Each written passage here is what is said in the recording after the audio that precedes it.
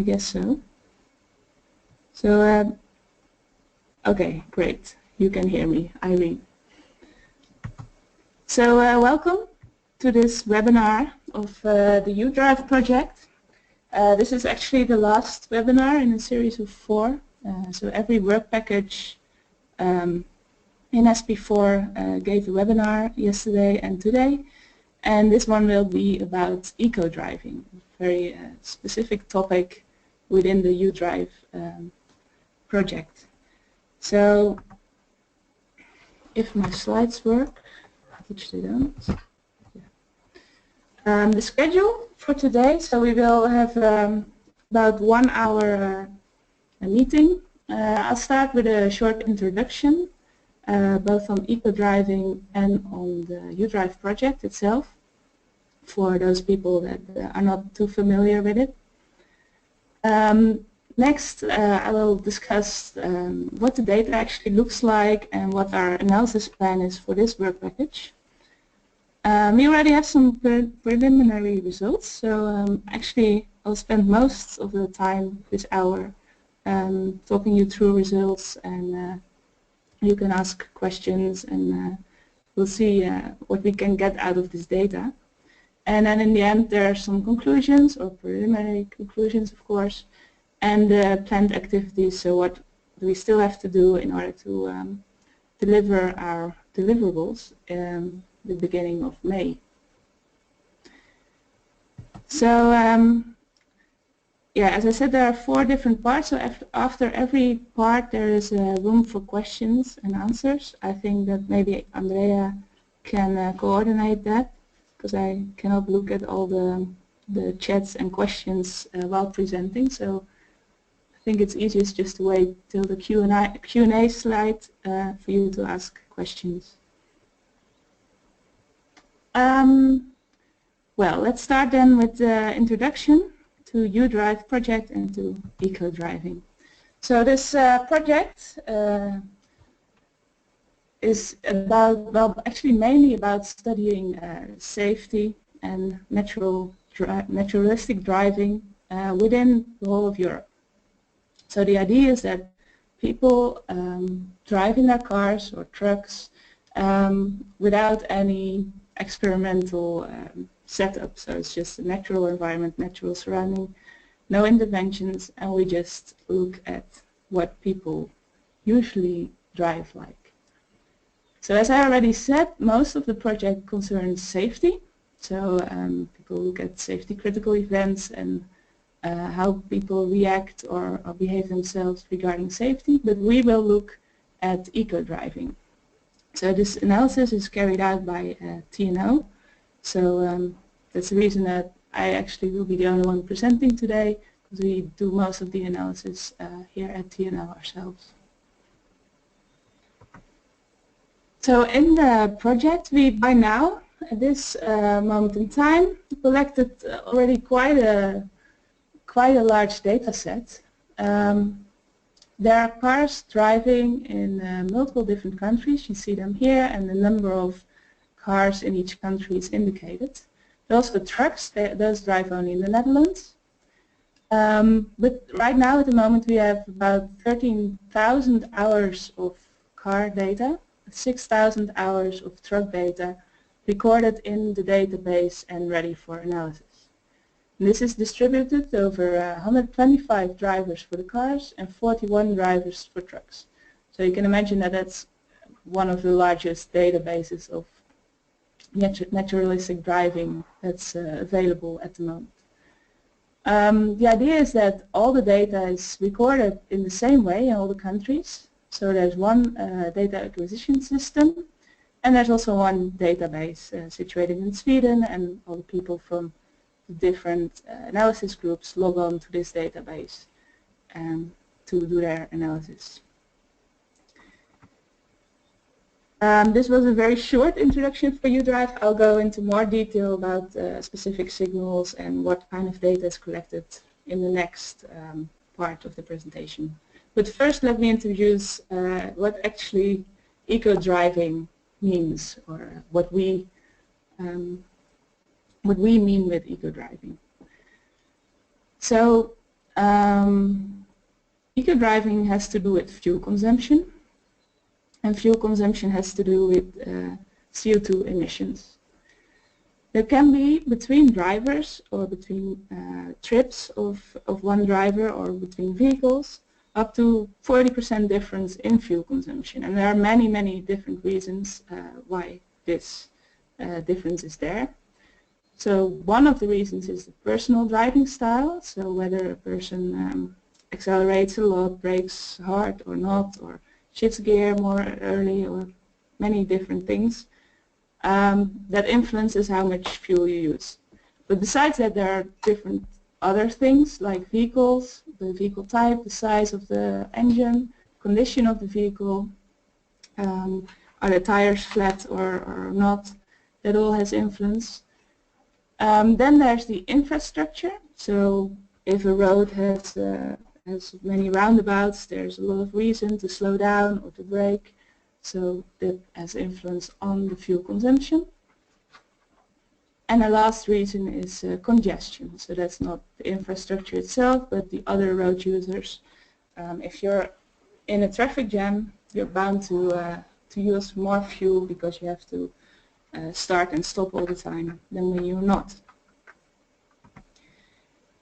Eco-driving then has to do with how to reduce the fuel consumption. And the point with eco-driving is that in this previous list it actually only interacts with the first point, so personal driving style.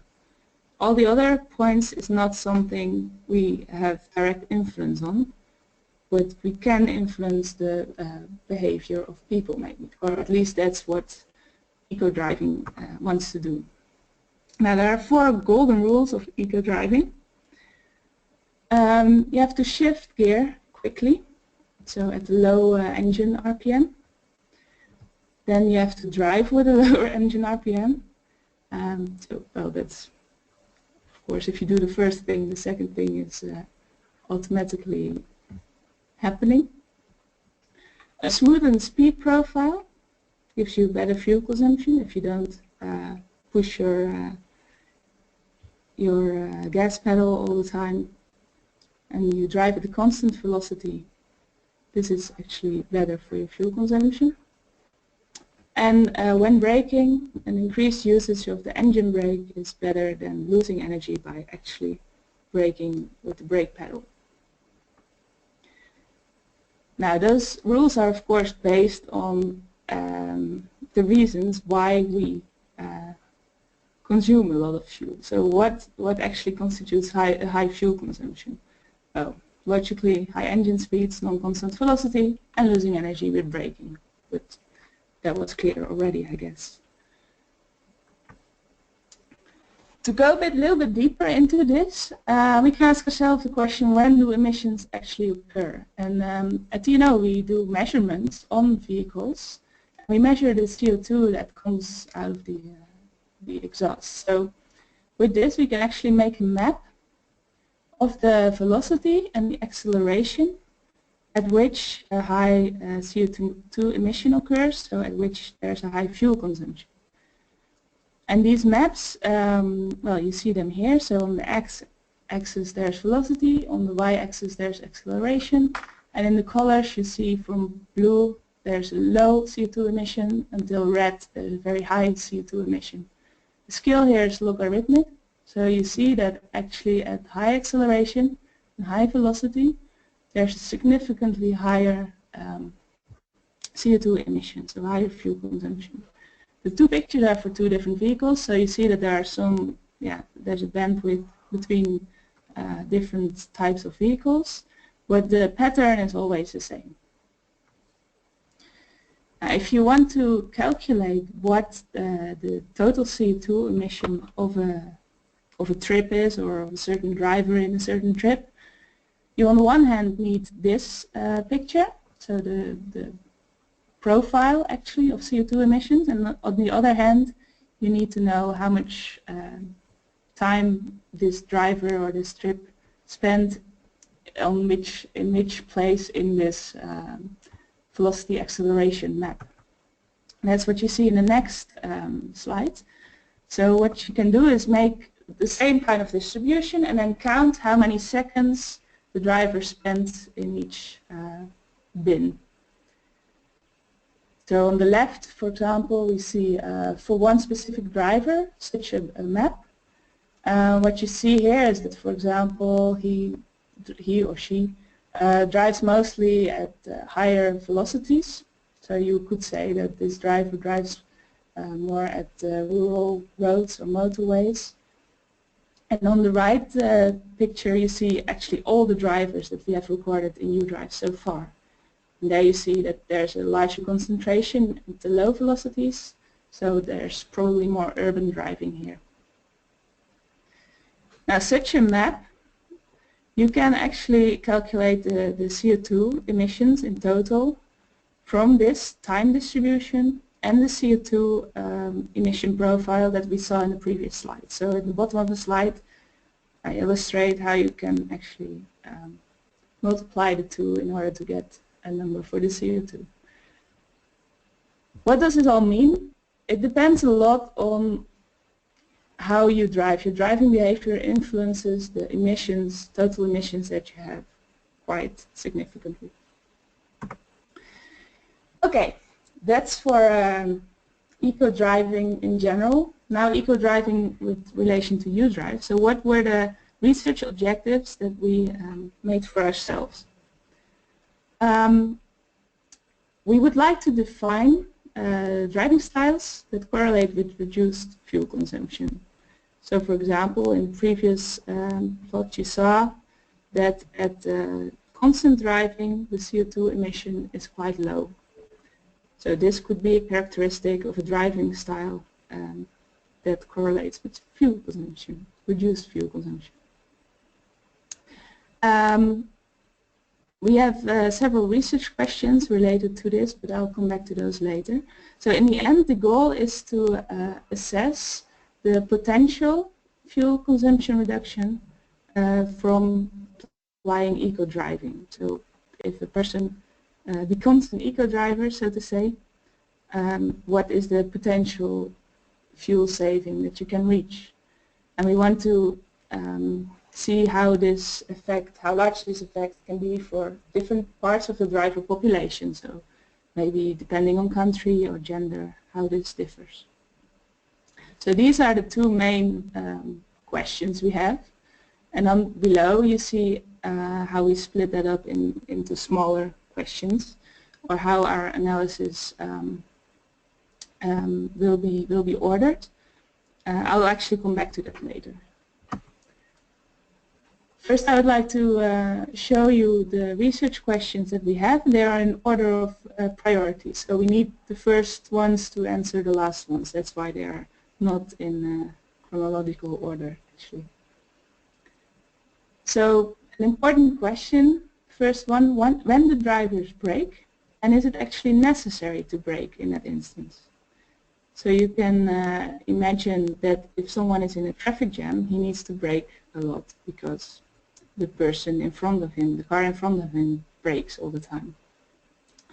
On the other hand, in free flow conditions, people can also brake, and then it's maybe not necessary. So why, first, how much braking occurs, and second, why does this braking occur? So we want to correlate it to the infrastructure, to the congestion, to the road type, things like that. The same kind of analysis we want to do for deviations from the speed limit. So that's the second question.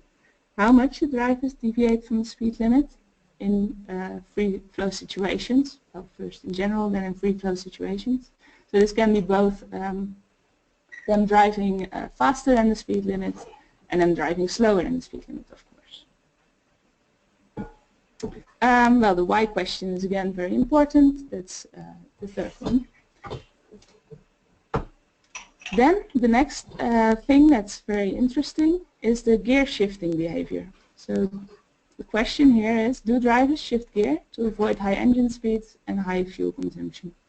So for this, we actually already have some nice plots I'll show you later, but shifting gear early is quite a significant, a strong indication of eco-driving.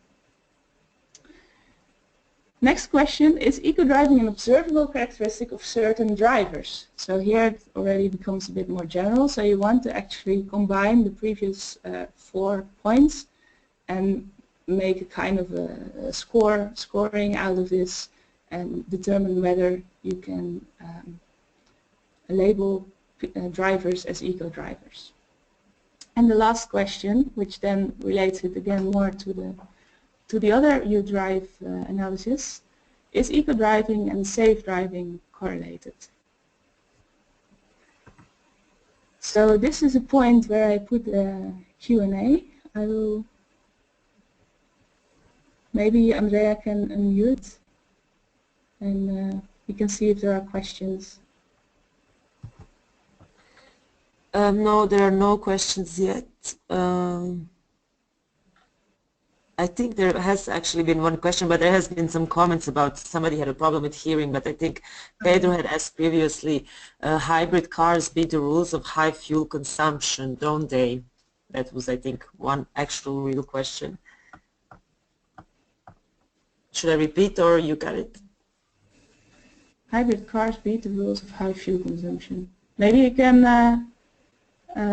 specify a little bit what he means with that.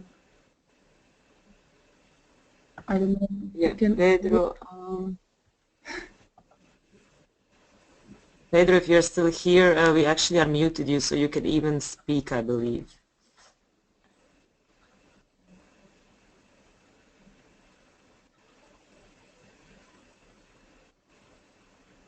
Mm-hmm. Yeah, it looks like he has left. But No, he's still here. I can still see him in attendees. But if not, he can also send, yeah, the question. Yeah. I think I more or less understand what the issue is here. Of course, if you have a hybrid car, you have no gear shifting. First of all, so automatic gear, you also have no gear shifting. So that the search question is more or less out of the window for those cars. And the other thing is that with hybrid cars you can you have a recuperation of braking energy, so you have a lower additional fuel consumption if you have more braking. But there's still some effect from braking, but a limited effect. And of course, if you drive faster than the speed limit, or if you drive faster than somebody else over 100 kilometers per hour, then the effect of higher fuel consumption is there in full. So indeed, hybrid cars have less limited search question associated with them, especially not with gear shifting and in limited amount with braking, but still it's there to some part. But indeed, the driver has less of an influence on the fuel consumption with the hybrid car. I hope that answers the question. Well, we cannot hear Pedro, so. Okay, if there are no more questions, then something. Yeah, we have a reply from Pedro. He says, I think he's happy with the answer. Okay. Okay, good. Then I will continue with the next part. So, get rid of this again. So, part 2. Description of the data and the plan of the analysis. So how do we actually want to answer all these questions?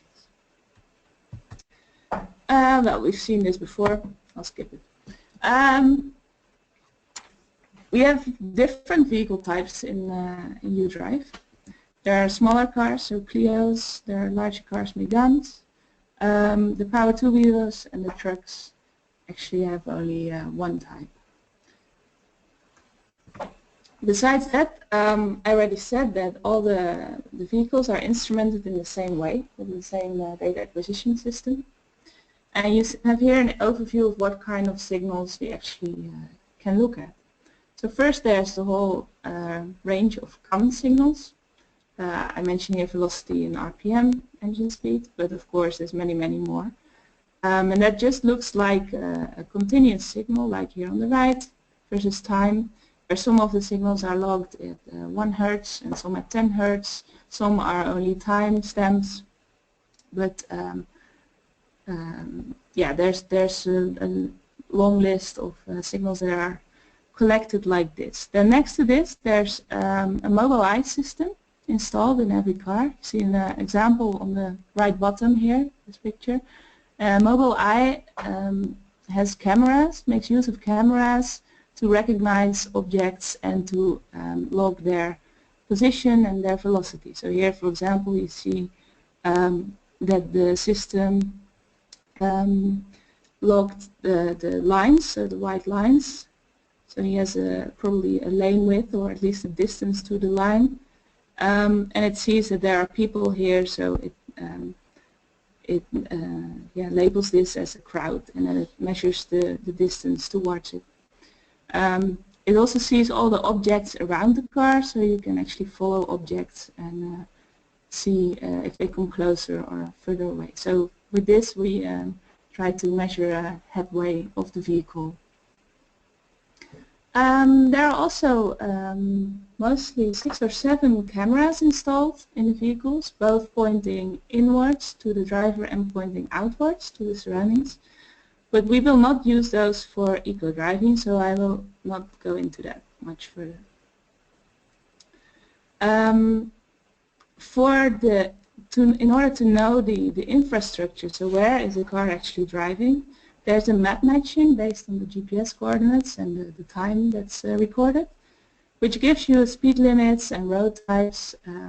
If there's an intersection coming up, what type of intersection. And these signals are also used to label the data that we get.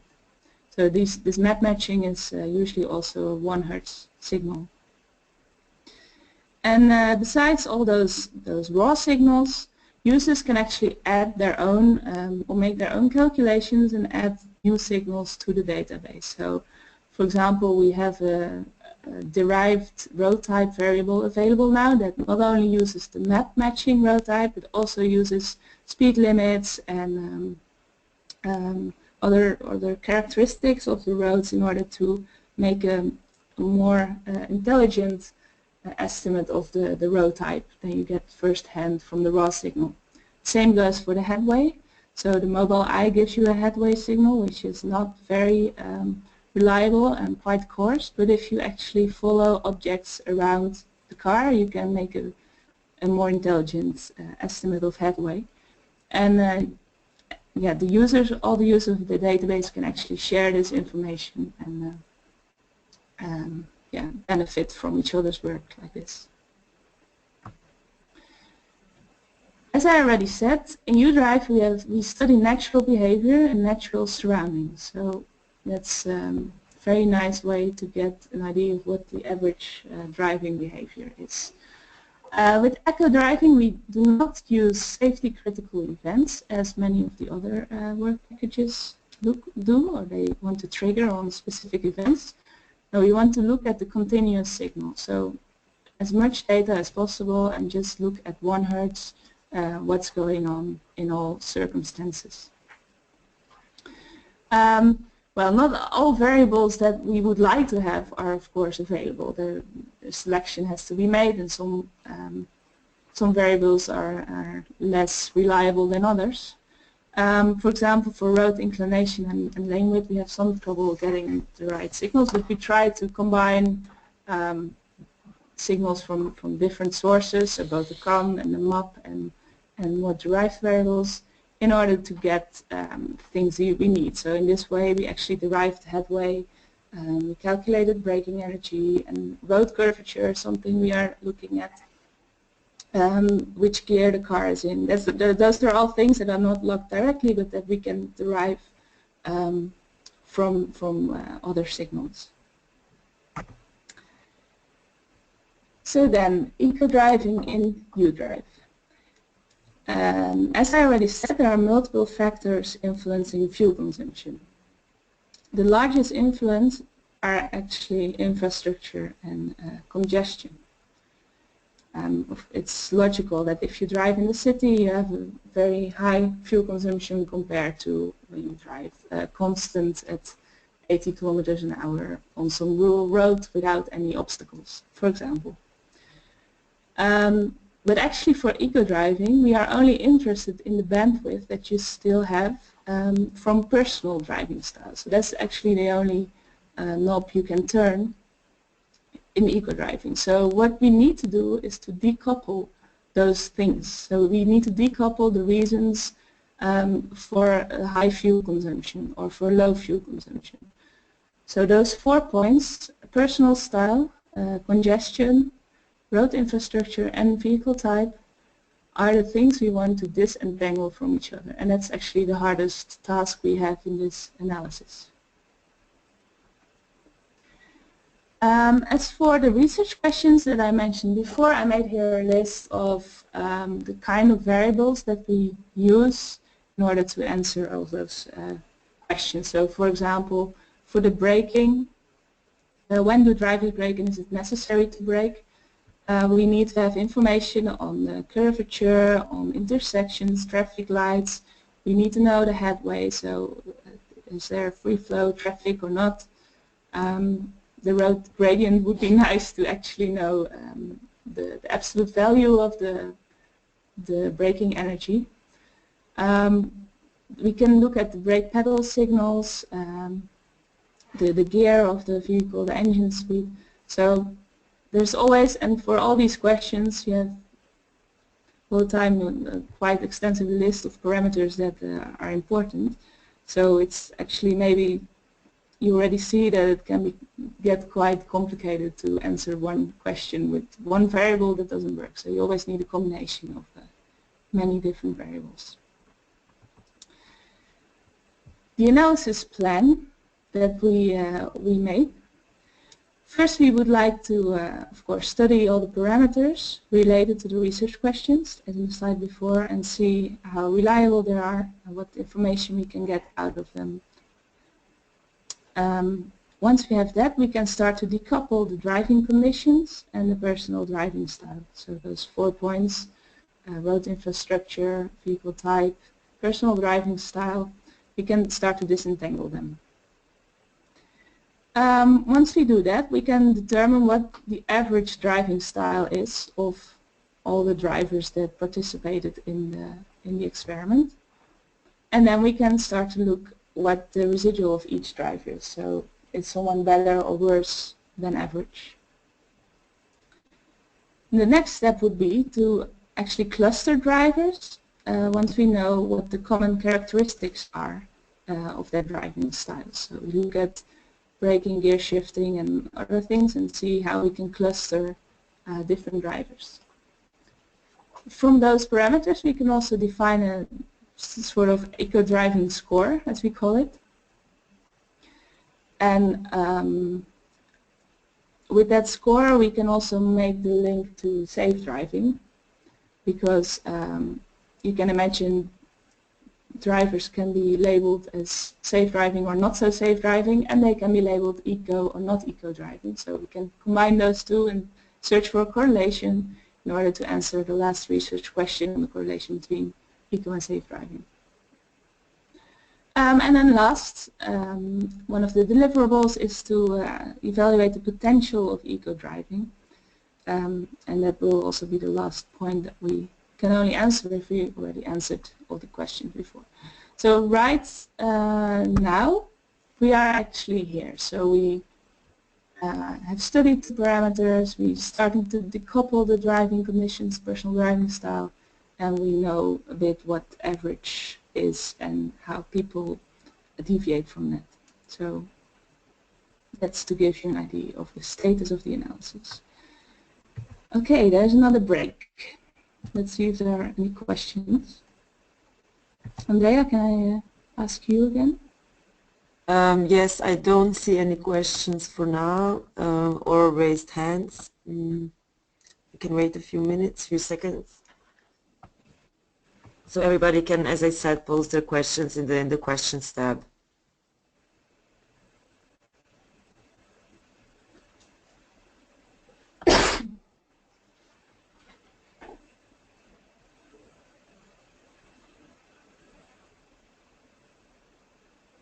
Yes, there is a question from Rino Brouwer. I don't know if you can, do you want to read it, Veerle, or I can just read it to you? Yes, maybe you can read it because I know. Yes, he was just wondering by who was done the map matching. By who this was done? Yeah. And I think this is a question for SP2 because well, there's a common data acquisition. So all the CAN data is recorded, and then before the data is sent to the database, this map matching is made and on the GPS coordinates, and I'm not sure. DLR? Yeah. Maybe? I'm not sure. Maybe someone else. I bet there are people here that can answer this question in a better way.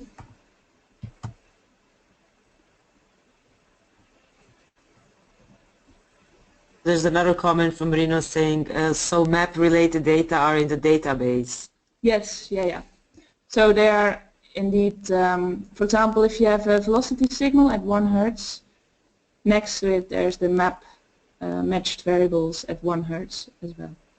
So with every velocity point you also know the road type or the speed limit. That's already done. I mean, the same goes for video and... Okay, thanks. I guess it means it's answered.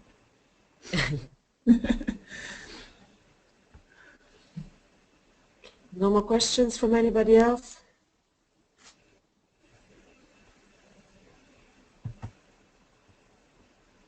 Okay, I guess you can still, if some questions arise, you can still keep them for the wrap up at the end of the session.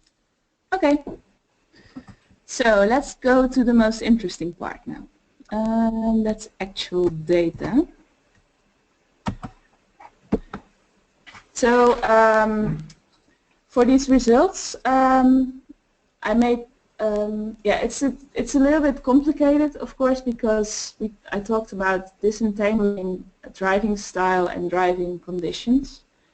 Also, in the next part, you will see that they interfere a lot. So what I did is first there's a little section about personal driving style. Then we go to the driving conditions, and once we have defined the driving conditions, we can go back to driving style and parameterize it in terms of those driving conditions, and then it becomes a bit more clear what's related to what and how you can decouple the two.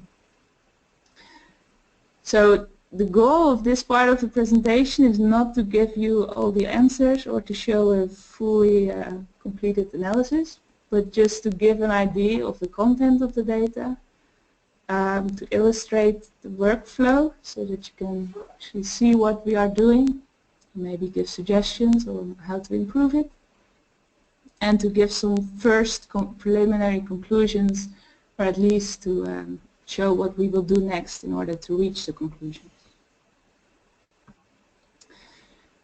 So the personal driving style. I'm repeating a few points now from before. So what's important? Velocity and acceleration. Remember the two-dimensional colorful plots.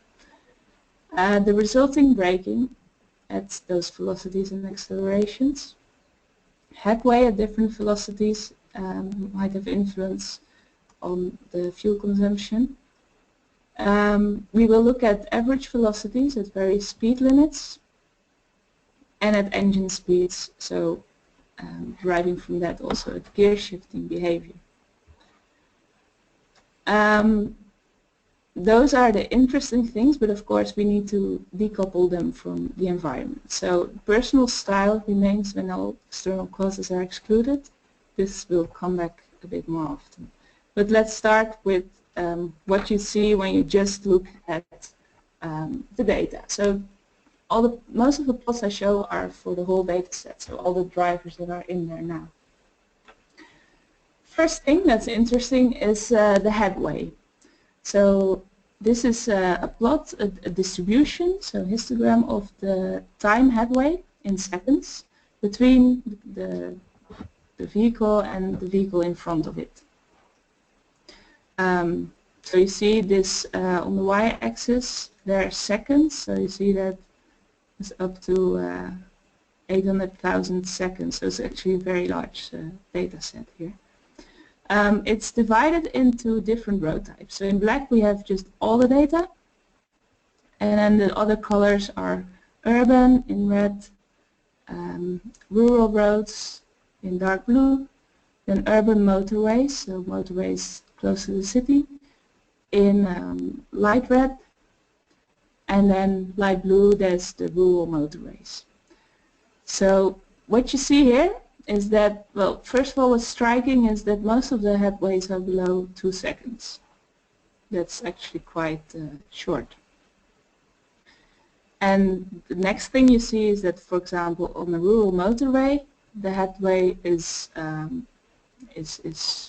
distributed over a longer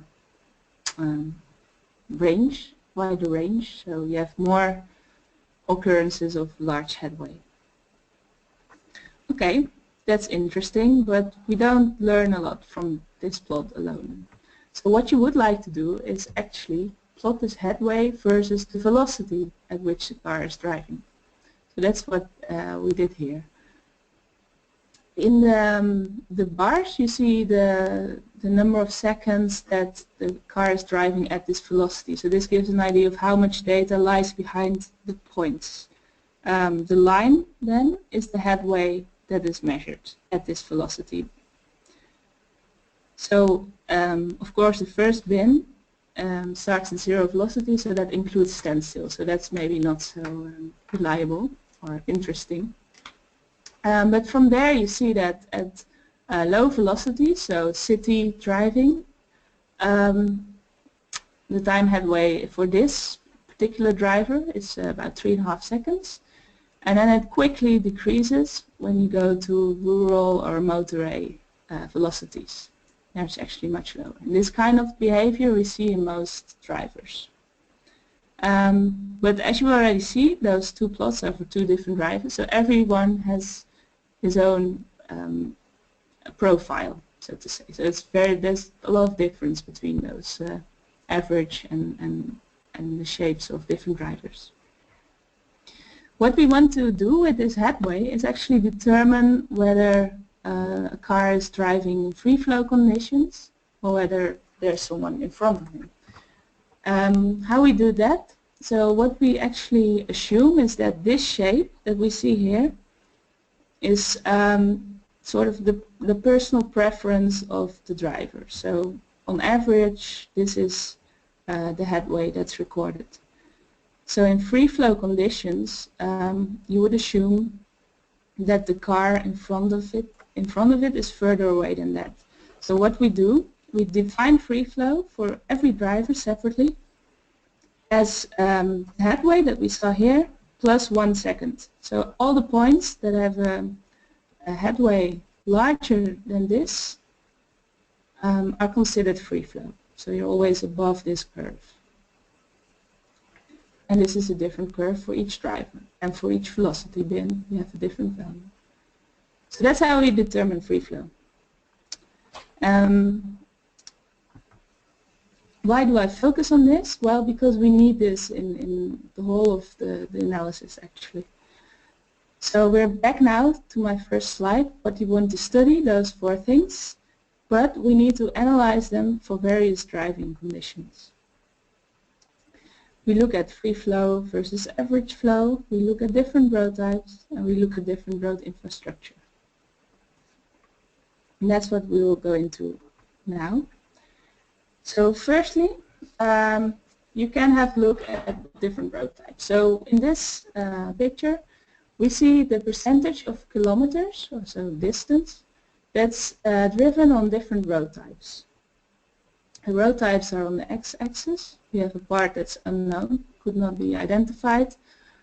A large partition is urban. Then there's rural, urban motorway, motorway, and slip road. So the bars indicate how much distance was spent on each of those road types. And this is again the whole data set, so most of the driving is done in urban areas. This is distance. Yeah.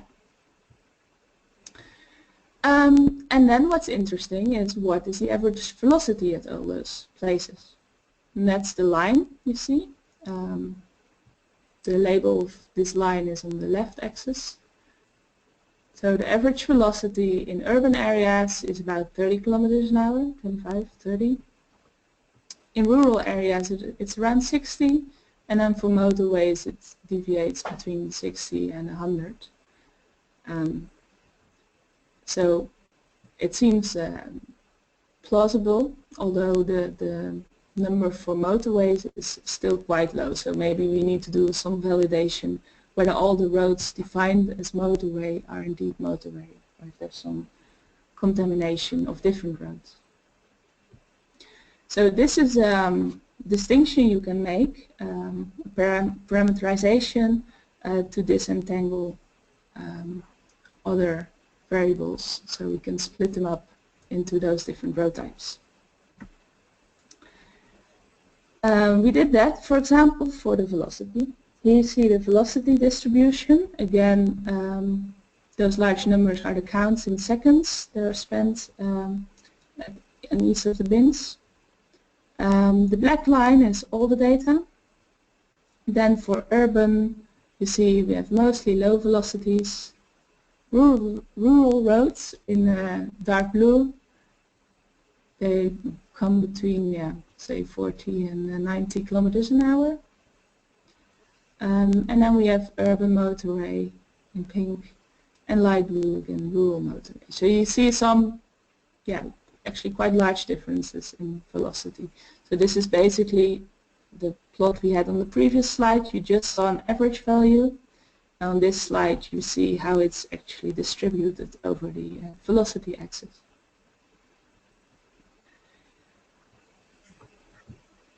The next interesting parameter that we need to know concerning driving conditions, besides road types, is the free flow conditions. So we would like to know what the percentage of time is that the car is driving at free flow conditions. Now we have again those road types on the x-axis, and then the bars show you what percentage of the time we are in free flow, according to the definition that I discussed before, so this average headway plus 1 second. What you see then is that there's not a huge variation between road types, so we're always between 25–45% of free flow. We still need to validate whether this is actually a plausible number. Maybe we need to adjust this 1 second up or down according to what the expectations are. The line again indicates what velocity we are at, but this is for only free flow. So yeah, it's almost the same as what we saw in the previous plot. Okay, once we have defined free flow, we can see what the effect is if we select only data in these free flow conditions. So this slide we've already seen. It's the velocity distribution of different road types. Now if you select only free flow situations, you get this. So actually, I have to be honest, I don't see much if I compare those two things. There's not a lot of difference. So it's hard to draw conclusions from this.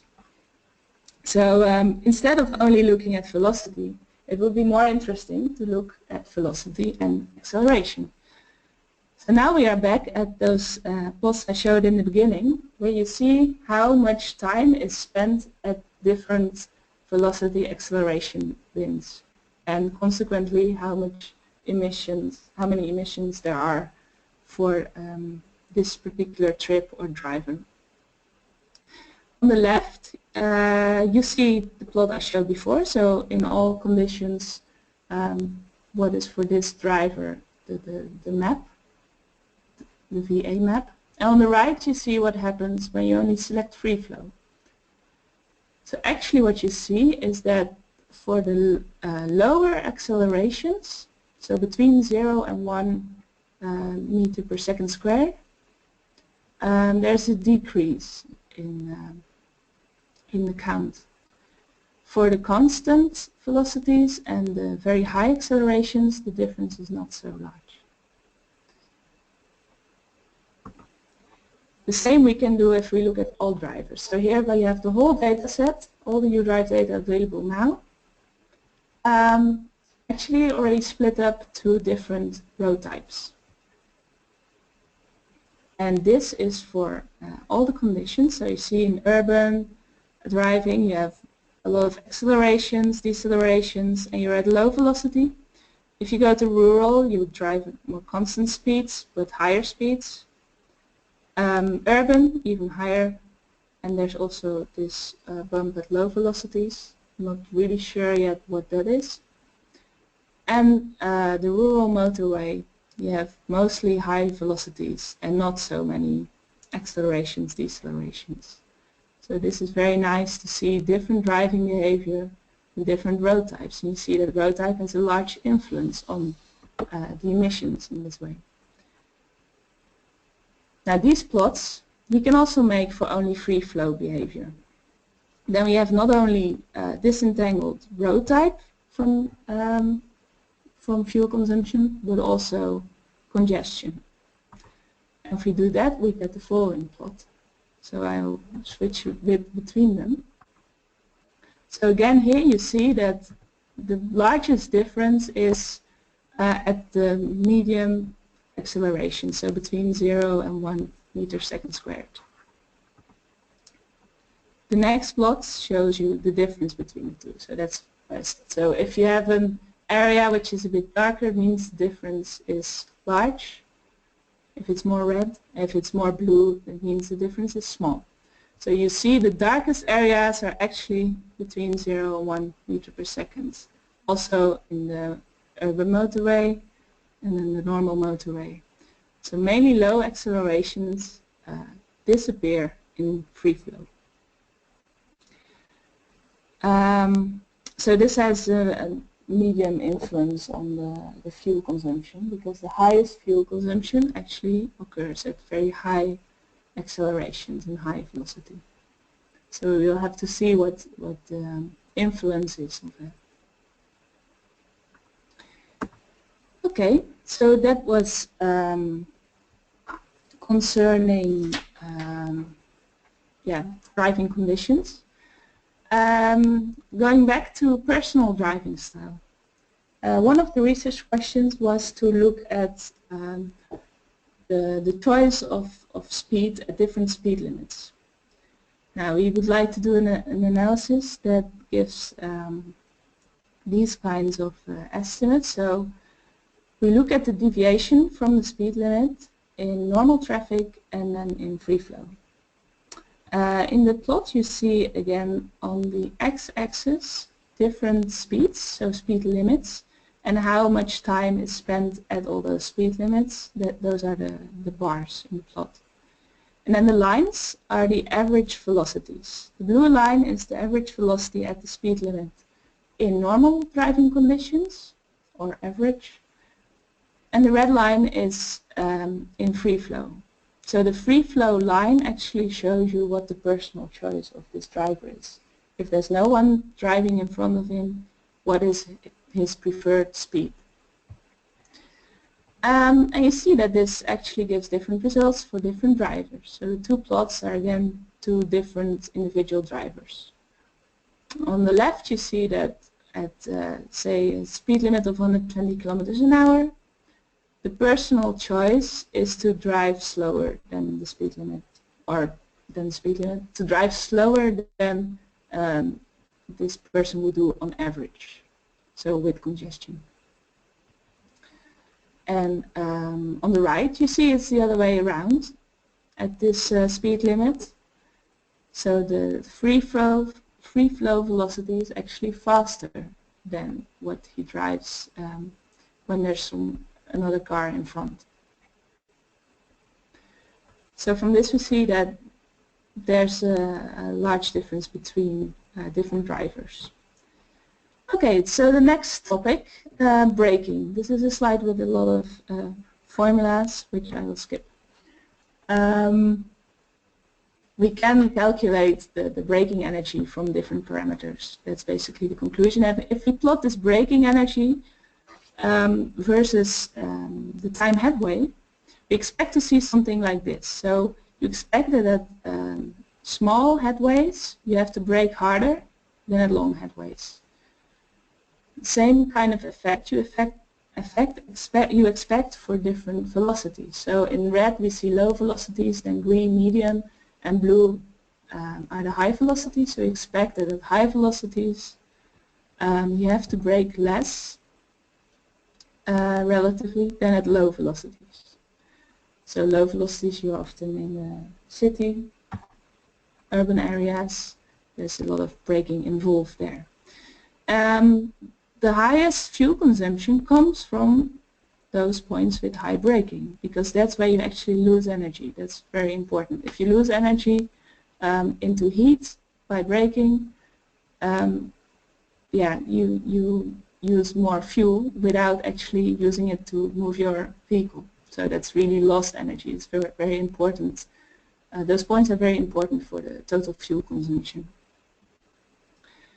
Now if we make this plot on the actual data, it looks like this. So braking energy on the y-axis is indeed larger for low velocities. So the red points are here at 0 to 50 kilometers an hour. And they give you a high braking energy, while the high velocities give you low braking energy. So that's expected. What's less expected is that short headways give you a low braking energy, while long headways give you a higher braking energy. This probably has to do with the figure we saw earlier, that at low velocities, on average, the headway is actually larger than at low velocities. If people drive on the motorway, they have a shorter headway. It's what the headway in time, but in distance, of course, is the longer headway, because the velocity is higher. Yeah. So the difference between this one and the previous one is in time versus distance. Ah, yeah, true. Yeah, so time headway, if you correct it with the velocity of the vehicle itself, you will get the expected. Okay. So more about braking. We can also plot braking energy versus velocity, like we did with the headway. You see indeed at low velocities there's a lot of braking. At larger velocities this goes down. And on the left and the right is the difference between normal and free flow behavior.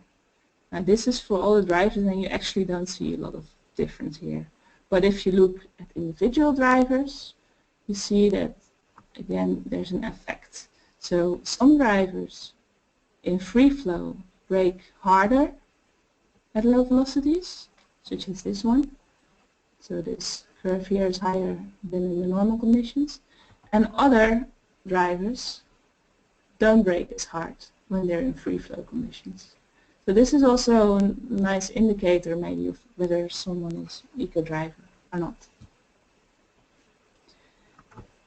Let's go to the final topic, and that's gear shifting. Gear shifting is also a nice indicator of eco-driving, because there's one of the golden rules which indicates that you should shift gear between 2,000 to 2,500 RPM.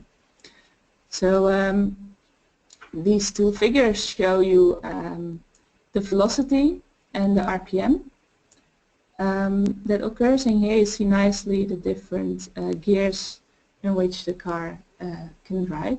And you see that one on the left shifts usually at around 2,500 to 3,000 RPM, and the one on the right with exactly the same vehicle, same gear system, shifts earlier, shifts between 2,000 to 2,500.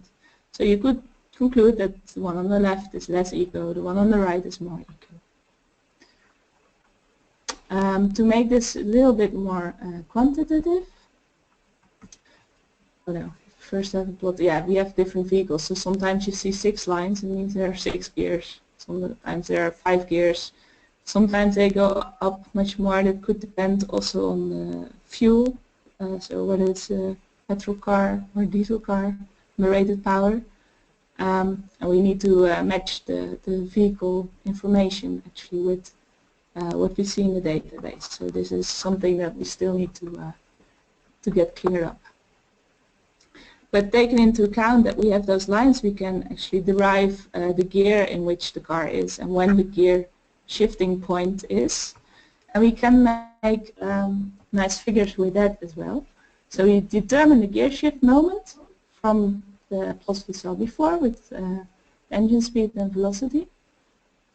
And then we can plot at which acceleration and velocity the driver actually shifts gear. And that's the points you see in these plots. So the colors are different gears. So between 0 and 20 kilometers an hour, the left one usually shifts from first gear to second gear. And then the different colors are the consecutive gears.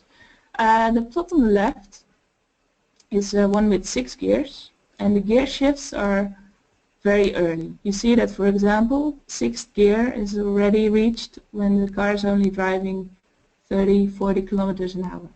So this is probably automatic transmission that does this. On the right you have a different example with 5 gears, where gear shifting occurs much later. So you only shift to 3rd gear when you're driving around 30-40 kilometers an hour. So the one on the left would be more eco and the one on the right would be less eco. Now we need to quantify this, and for this make these fits. The lines you see here, the black lines in the plot, are fits of all the points. And we will use the average and the slope of these lines in order to rate or to order the drivers. We cannot do the same exercise again for normal conditions and free flow conditions. Of course, you would also like to do this for different road types again, and but I won't go into all of that. But what you see, for example, is again this different behavior between different drivers. So going from normal conditions to free flow conditions, some drivers become better at shifting gear, so they do it earlier, and others become worse, so they shift later. So that's actually very interesting to see that we can distinguish natural eco drivers from non-eco drivers here. So to conclude, we want to disentangle the driving conditions and the personal driving style, and we are well on our way to do this. We want to determine the average driving style. So in various parameters, the road type, the percentage of time that's driven on the road, different road types, average velocities, average gear shifting moments, braking energy, headway, etc. Next, we want to determine what each driver does with respect to this average. So we want to determine the residual for each driver, such that we can rank them in their eco-driving score. After doing this, you could possibly find common characteristics and actually group drivers according to those. And then the last point is to estimate what the room for improvement is. So in order to save for fuel consumption, what's the room for improvement by eco-driving measures? So what's the effect that changing the personal driving style can have on fuel consumption? So it's exactly 3 o'clock.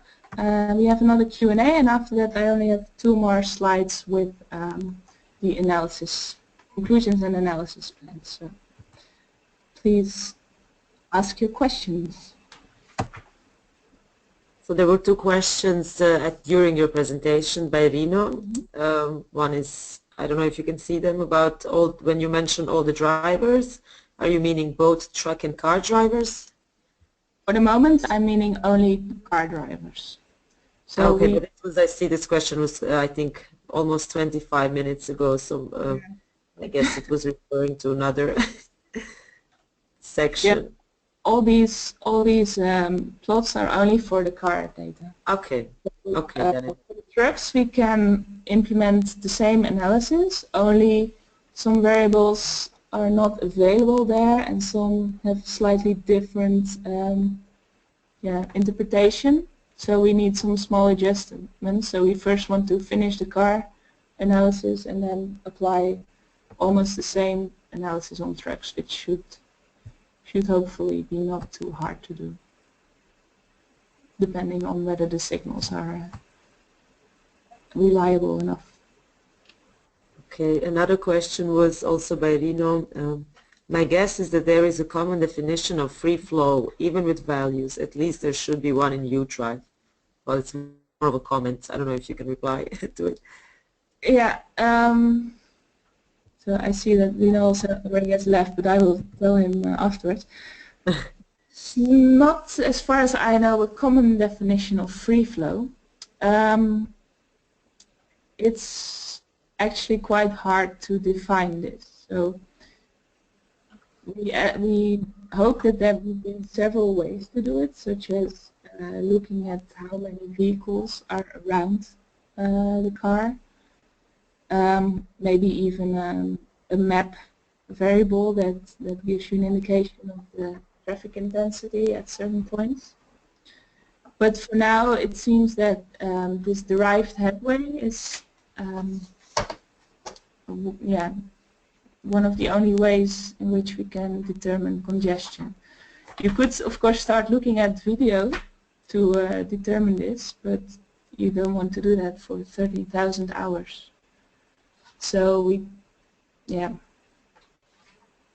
for now, this is seems to be a well-working definition of free flow for our analysis, but I can imagine that for different analysis, maybe you need a slightly different definition as well.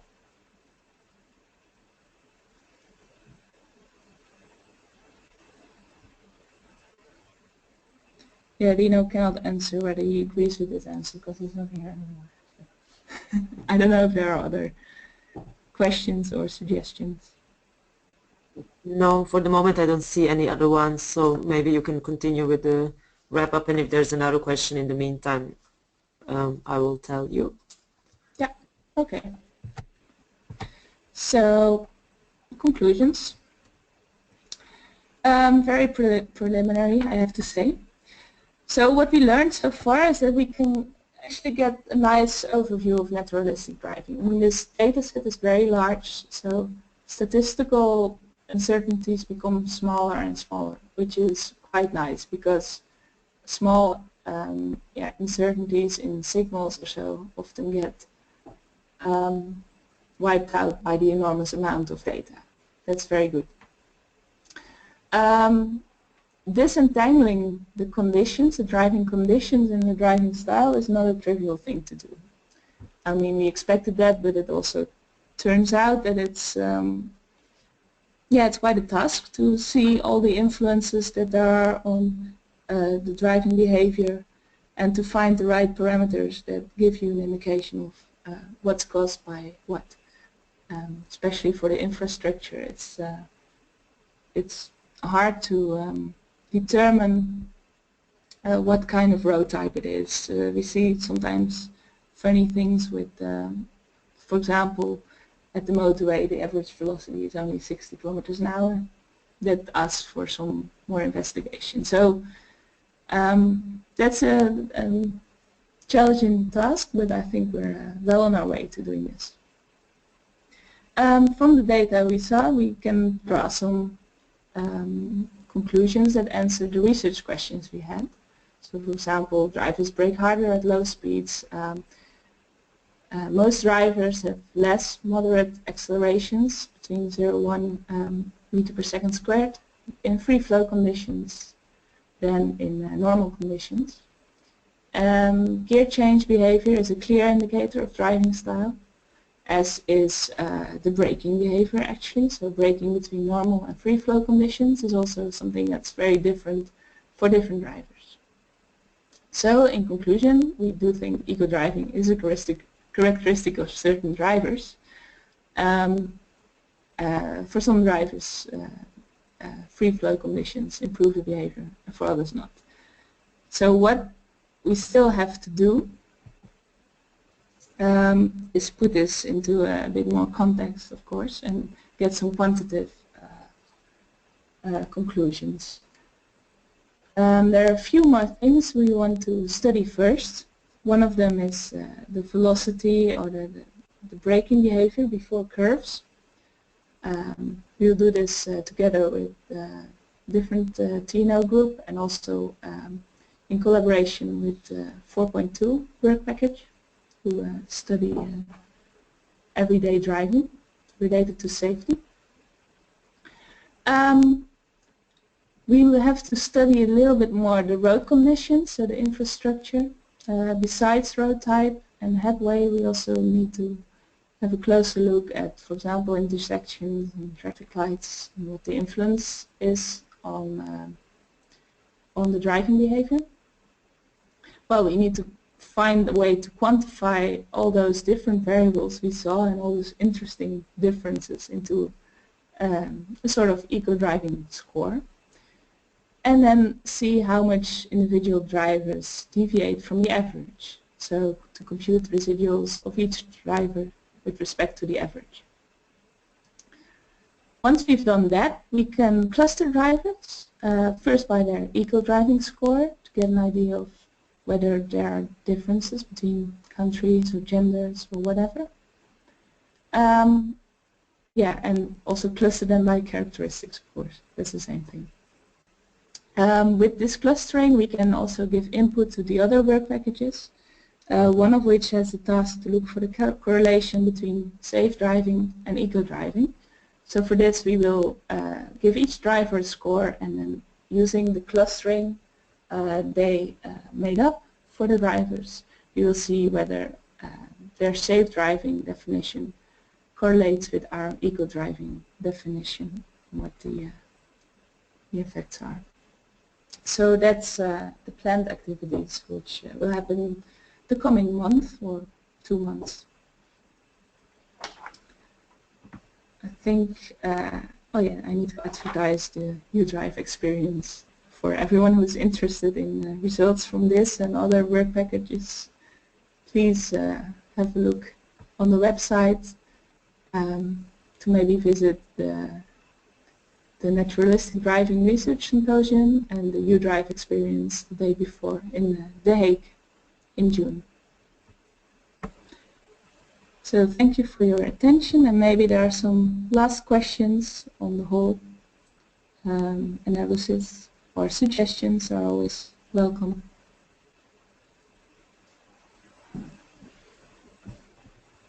I don't see any questions, but maybe some came up.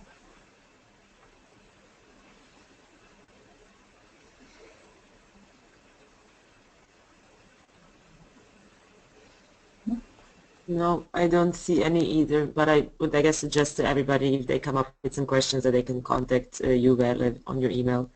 Yes. Everybody's, yeah, the contacts are on the website, so, because we're also now running out of time and probably the webinar will shut down any minute.